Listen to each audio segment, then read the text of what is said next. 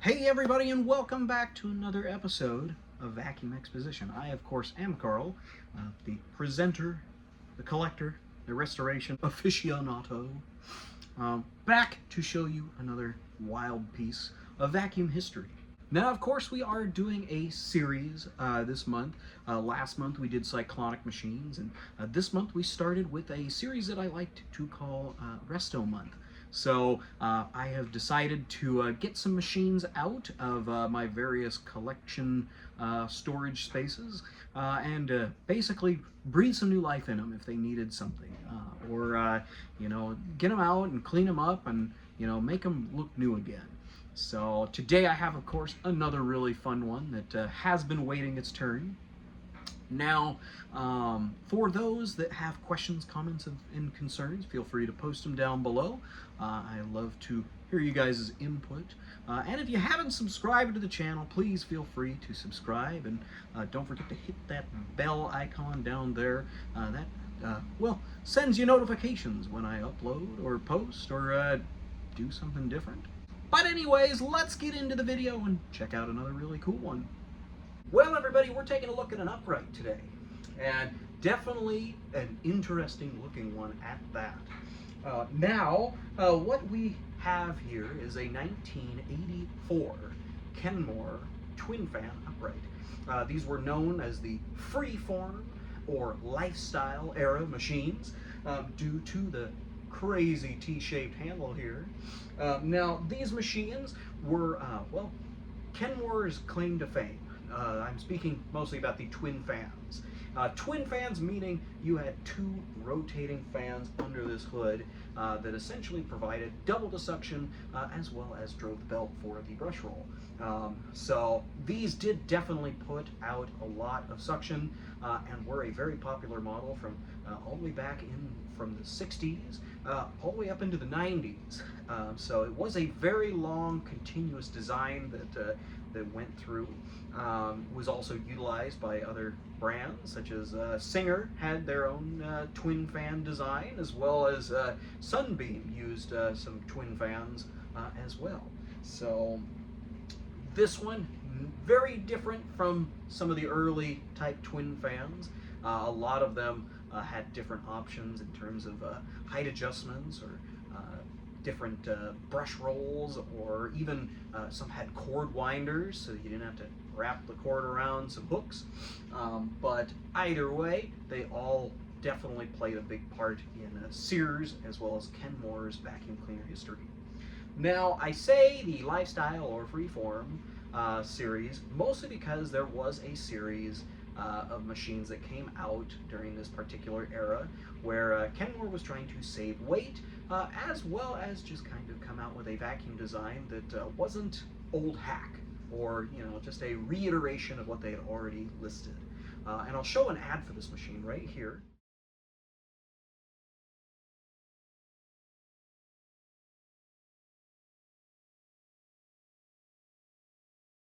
As you can see, there were a couple options that went with this one. I do have another machine that's in that set, but we're talking about this one today. It does look a little bit different from the ad, and to be honest with you, I think that really goes back to what they were producing in the factory versus what they had an ad for.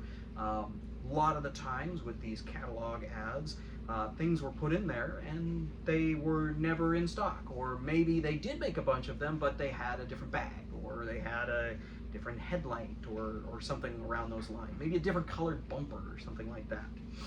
And speaking of which, the bumper on this machine did have to be remade by myself. Originally, this would have had a white bumper to match the white hood, as well as handle and all that. But unfortunately for this machine, when it was found without a bumper. The bumpers on these machines, they were held in by, friction, a couple of tabs, and a prayer, because, they weren't really secured. So it kind of just clipped up in there, and then that's how you went about it. Once it ripped off, people didn't really care to put them back on, so they just discoed them. They gone. So this one, no different. Now, I did have to remedy this a little bit. When my late friend Jay had this before I did, he found it without the bumper and ended up playing some musical bumpers with a couple other machines and had a bumper from a different machine, different color, didn't match. So I took that off, and you know, one thing that we get really good at with restorations is improvising, because a lot of these parts are unobtainium. You will never find them ever again. Sears Parts Direct doesn't carry anything like this. You'd be lucky if you can find a belt or bag, honestly. So for this, I had to do some searching. So off to places like Amazon or eBay or things like that, hoping to find something that might be close that I could replicate it. But thankfully, I came across this.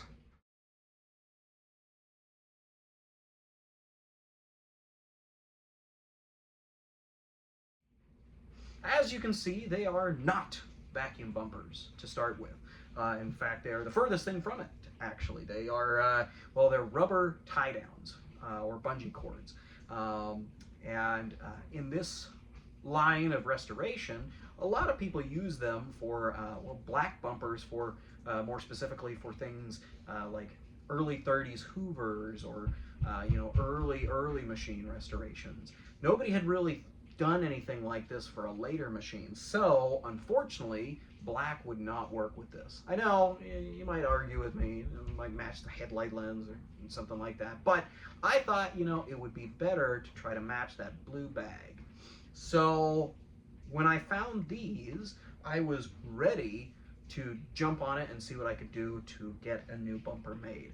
Thankfully, the length that it has there worked perfectly, so past removing the hooks, I was able to get this secured into the machine using a couple screws, and now we have a bumper that is actually a lot secure, a lot more firm, and will protect the machine a lot better than just the white generic clip-on one that they came with from the factory. So that's another little tech tip, resto tip for all you guys out there that are trying to restore anything.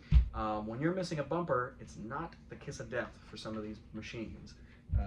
They are savable, and you can get a bumper on them. You just have to kind of get the gears turning, do some late night Google searching, trying to figure out what might work. Now, as far as the rest of this machine, and you may be even asking, why do we not see this today? Now, Kenmore, unfortunately, decided to go with this freeform handle.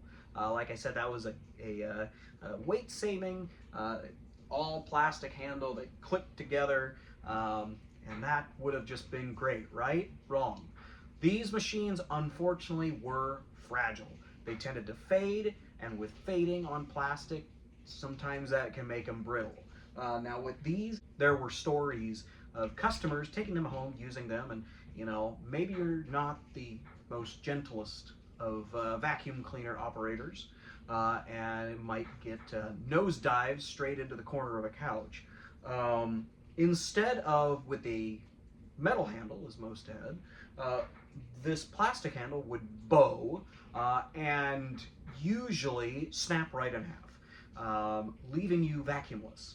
And unfortunately, because this was a design that didn't carry on for a good amount of time, well, they were replaced with a different model altogether. So the freeform handles, or the lifestyle handles as they called them, were abandoned for a newer metal handle. And of course, they did start introducing new things like the Kenmore Whisper Tone uprights, as well as other performances and things like that, which would drastically outperform the old twin fans.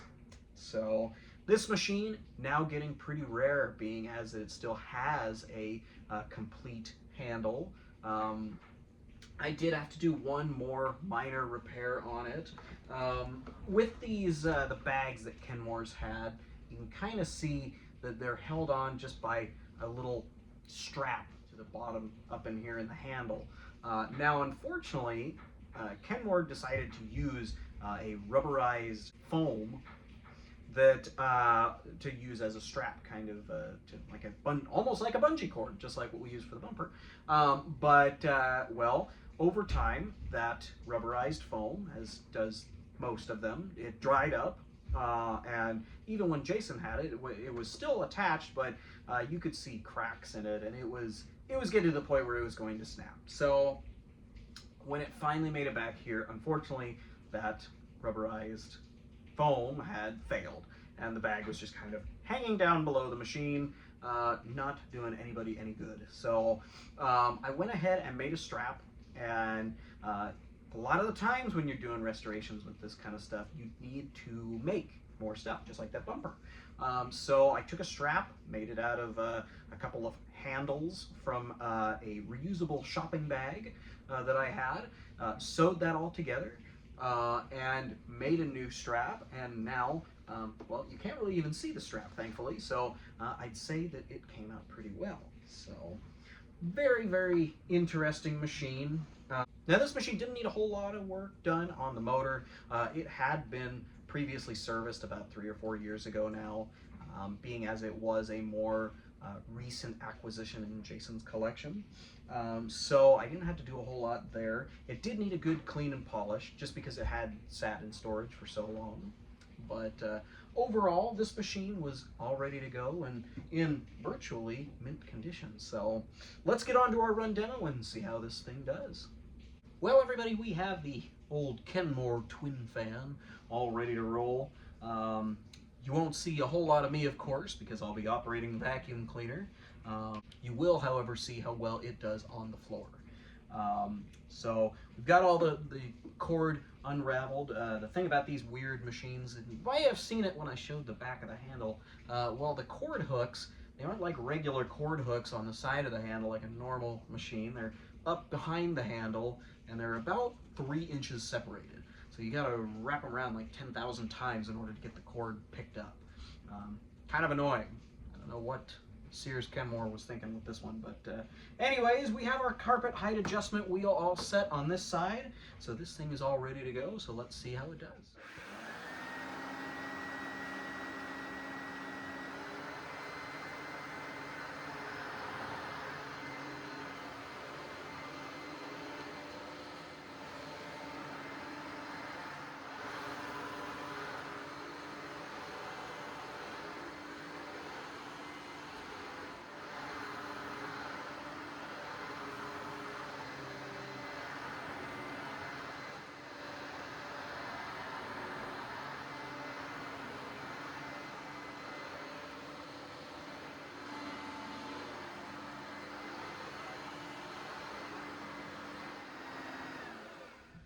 And there you have it.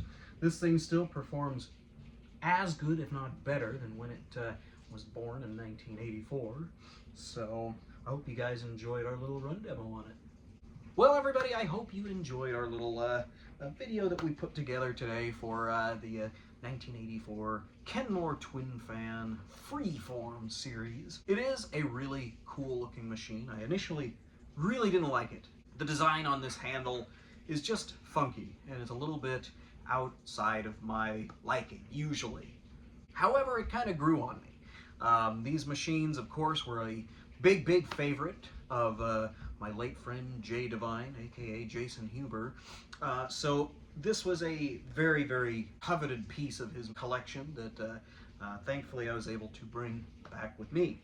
Now, it is in really good shape, albeit not 100% factory fresh, but it is the best that we can do with what we have, resource-wise, as well as my own restoration abilities. So it's all polished, it's in great shape, it's got a bumper, so it can now perform and do what it needs to do. It has, you know, all of the touches that it needed from when it was sitting, so it's overall a great machine, and of course can continue on being a great machine for years to come. Side note, real quick, for those that may have caught on, this is a 2-speed machine, so I did try to demo the 2 speeds when we were doing the video, but I digress. So I hope you all enjoyed this video, and of course, if you have any comments, please feel free to drop them below. Otherwise, I will see you guys next week, same time, same place, same guy, different vacuum. And we will see you next week.